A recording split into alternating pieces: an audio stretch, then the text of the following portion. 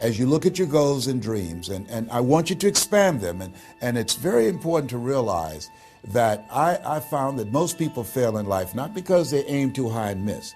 Most people fail in life because they did just like I did for so many years. They aimed too low and hit. They didn't believe in themselves.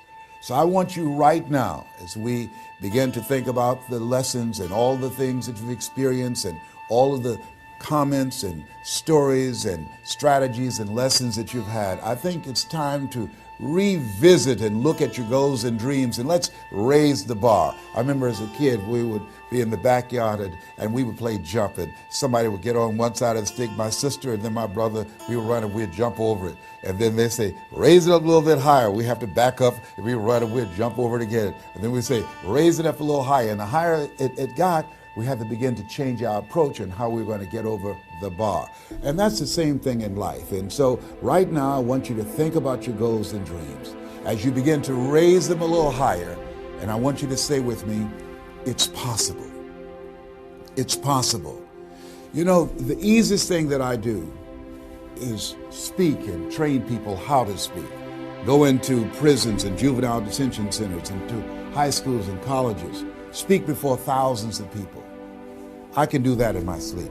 Let me share with you the most difficult thing I've ever done in my life. And it took me years to do. And that was to believe that it was possible.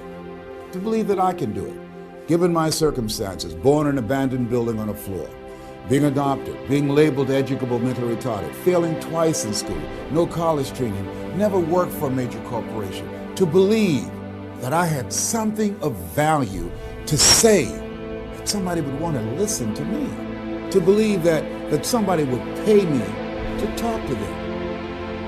Have you ever thought about something you wanted to do and you talk yourself out of it? I remember going to see Zig Ziglar, who I consider the #1 motivational speaker on the planet, and Dr. Norman Vincent Peale when he was alive, and Robert Schuller.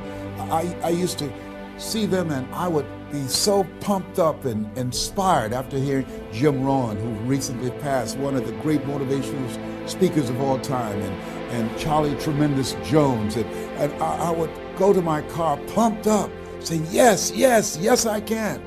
And then after a while, my mental conditioning would kick in. I would say, Les Brown, you can't do that. You don't have a college education. Les Brown, you can't do that. You don't even know who your parents are. Les Brown, you can't do that. You failed twice in school. Come on. Ever thought about something you wanted to do and you talk yourself out of it? There's a proverb that says, if there's no enemy within, the enemy outside can do us no harm. That's why it's important that you make it a point every day to review these lessons, to get them deep, not only in the conscious mind, but the subconscious mind, and get them in your spirit. Well, how often should I do it? Do it until you are producing the results. That's how often you should do it. And you never stop, because once you stop, that's when those negative thoughts will come back. Once you stop, that's when you will begin to doubt yourself. Once you stop, I'm telling you what I know. Yes. Every day, it's a selling job on you. It's possible. I can do this. I can make this happen. No matter how bad it is or how bad it gets, I'm going to make it. It's possible. Yes, your dream is possible. Say that to yourself every day. Feed your mind with words that you write and words that you hear and words that you speak to yourself. Feed your faith, and your doubts will starve to death. Say to yourself, it's possible. It's possible. It's possible. Even when you have no evidence to point to, say to yourself, it's possible. There's nothing as powerful as a made-up mind. It's a struggle sometimes to do that, especially when you have people around you telling you that it's not possible, that you can't do it. And they're constantly pointing out your failures of the past, constantly reminding you of all of the things that you don't have going for you. I'm reminded of the story of the two little boys that were playing on some ice during the winter. And as they got further out on this ice, one fell through the thin ice and And so the little fellow that was still on top of the ice, he was trying to save his little buddy.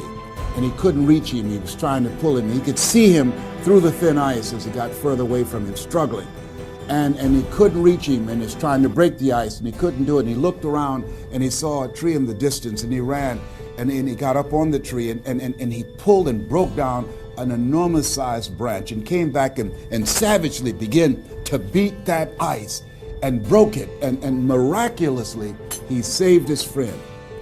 And when the paramedics came, and they were able to revive this little